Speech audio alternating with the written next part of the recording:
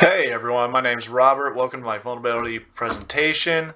Today I'm going to be doing my presentation on Bowens servers and discussing any vulnerabilities we found with them using the Greenbone scanner.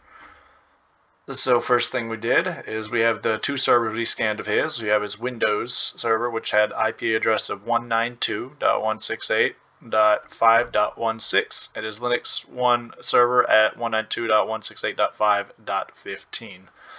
Both these servers were scanned. We used two different tools. The tools were Nmap, which is a very advanced port scanner basically, and it has other functions to it.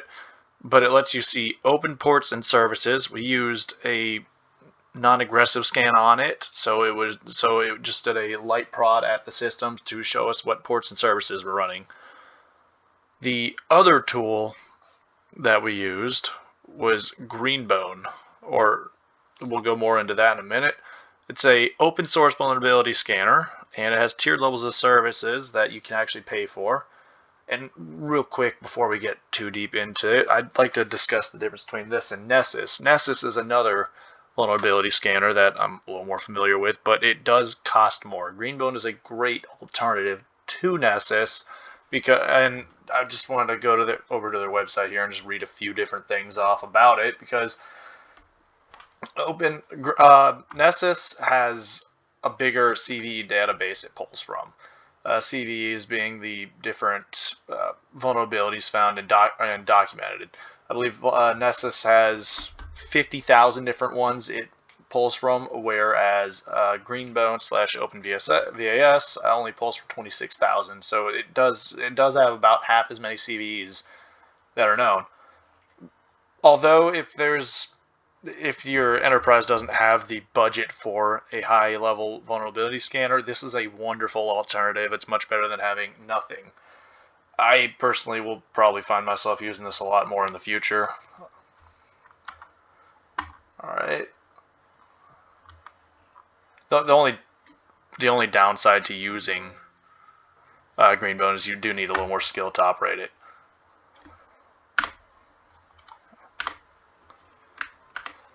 Alright, so now we got the Nmap server scans for Linux. This is the results for his Linux server. You can see that we have all the services required running. He has, pull up the list here.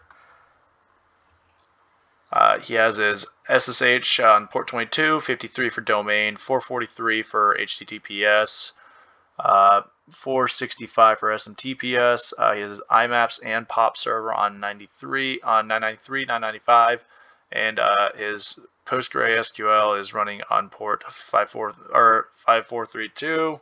All these default ports are correct. We have a extra one here, port 587 for TCP, which is closed, and that's a submission port, but that's also known for being the SMTPS port, this SMTPS submission port. Now, port 587 and 465 are both actually used for SMTPS, but recently it was depreciated, and for port 465 there was actually another service that the Internet Assigning Authority, was it?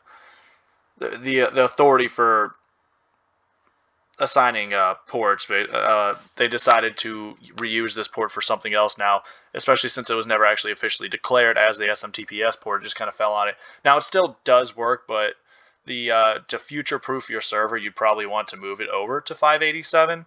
Although for the time being and the foreseeable future at the moment, the port 465 will work. Now here's the scan results for his Windows server. We have port 53 for domain, port 443 for HTTPS, and then port 587 for submission, which is all the required ones that we had for Windows. He also had his firewalls and all that up. So Greenbone's ranking system works on the CVEE ranking system 3.0 as of 2021. We have a few different tiers to it. The first tier being 0 for no criticality, 0.1 to 3.9 is a low criticality, 4.0 to 6.9 for medium criticality, 7 to 8.9 for high criticality, and then 9 to 10 for critical. Alrighty, so here we have the Greenbone results from Bowens servers. We can see that we scanned 192.168.5.15, and we can see that the host authentication through the SSH protocol has failed. The really important thing, though, we gather from these reports, these screenshots I grabbed right here, is the results per host, and we only found one result, which was a threat level medium found through port 5040-432 through TCP. This is the PostgreSQL port, so it's an issue with our database, and it says down here that the router reports that weak cipher TLS cipher suites are accepted by the service. The service on this port again is PostgreSQL. And if we go over here and read it, it tells us how there's no security of opportunistic TLS and weak cipher suites on port 25. Basically, this makes a note that if you use too strong of cipher suites, then it will fail over and use clear text instead of any cipher. The particular vulnerability that it's talking about is a cipher suite with TLS with using RSA with seed and CBC SHA. That is, pull up my notes over here. The issue with that would be that, first off, that the cipher uses a non-cycling key exchange, which does not prevent the attacker from intercepting and decrypting the communication streams. Along with that, it uses a seed cipher block in the mode in the cipher block mode, CBC, which was deemed insecure as of 2013, and it should be at least in Gallius cipher mode or GCM. So this CBC should be at least GCM if they're going to use this. And also, this cipher uses Secure Hash Algorithm 1, SHA right here, which has been said to be insecure since 2017. So it says here, the nice thing about Greenbone is it'll give you solutions. So it says mitigation, and it says it should be changed to just not accept it anymore. Gives you a little more vulnerability insight, a little more of the detection method on how it found this, and then a couple CVEs that you can look at. If there were more, they would have more on this report, although this is the only thing that Greenbone actually picked up on the server.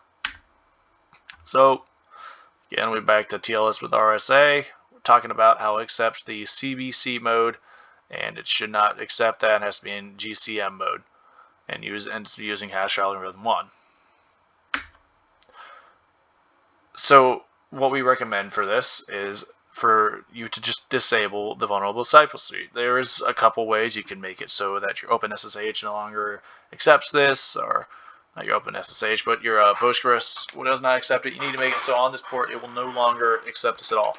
So there's, with every service, a configuration file.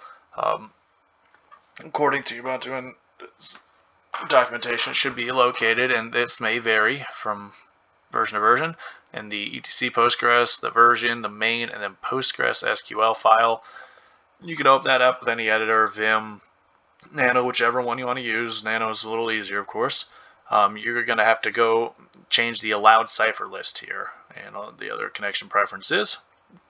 So what you're going to do is, if the line is commented out with a hashtag or pound sign, you're going to look and see if there is a SSL ciphers line, and you're going to change it to only include high and null. It should have a value with, I believe, currently high, medium, and null.